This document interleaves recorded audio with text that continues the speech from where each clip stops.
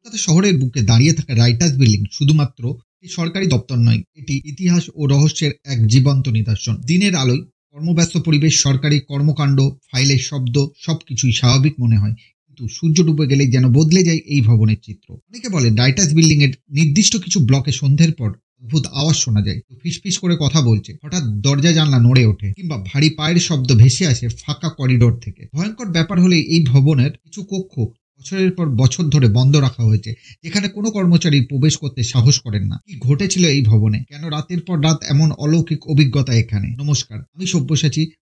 আজ সবাই মিলে এই ইতিহাসিক ডুব। 1777 সালে নির্মাণ শুরু হওয়া এবং 1780 সালে প্রতিষ্ঠিত রাইটার্স বিল্ডিং ব্রিটিশ প্রশাসনের অন্যতম প্রধান কেন্দ্র ছিল। প্রথম দিকে ইস্ট ইন্ডিয়া কোম্পানির জুনিয়র কর্মচারীদের থাকার জায়গা হিসেবে ব্যবহৃত হতো, যেখান থেকে এর নামকরণ হয় রাইটার্স বিল্ডিং। কিন্তু সময়ের সাথে সাথে এটি শুধুমাত্র একটি প্রশাসনিক ভবন না থেকে হয়ে ওঠে সিপাহী বিদ্রোহ, স্বাধীনতা সংগ্রামীদের রাজনৈতিক হত্যার কেন্দ্রবিন্দু। 1930 সালে 8ই ডিসেম্বর বাঙালি বিপ্লবী বিনয় বসু, বাদল গুপ্ত এবং দীনেশ গুপ্ত ব্রিটিশ শাসকের বিরুদ্ধে এক দুঃসাহসী আক্রমণ চালায় রাইটার্স বিল্ডিং এ। লক্ষ্য ছিল কলকাতার কুখ্যাত ব্রিটিশ অফিসার কর্নেল স্প্রিংসনকে হত্যা করা। তিনজনই বন্দুক হাতে ভবনে ঢুকে গুলি চালিয়ে হত্যা করেন স্প্রিংসনকে।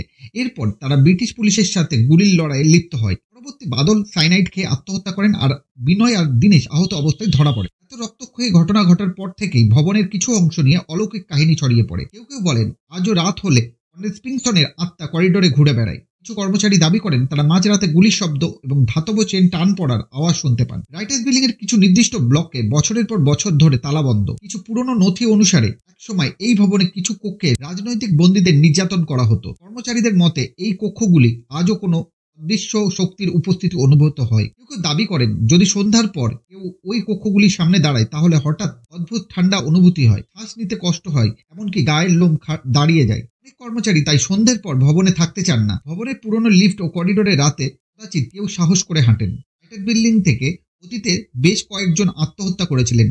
পুরনো রেকর্ড উল্লেখ আছে ব্রিটিশ আমলে কিছু রাজনৈতিক বন্দীকে নির্মম অত্যাচার সহ্য করতে না পেরে এই ভবনের ছাদ থেকে লাফ দিতে বাধ্য করা হয়েছিল।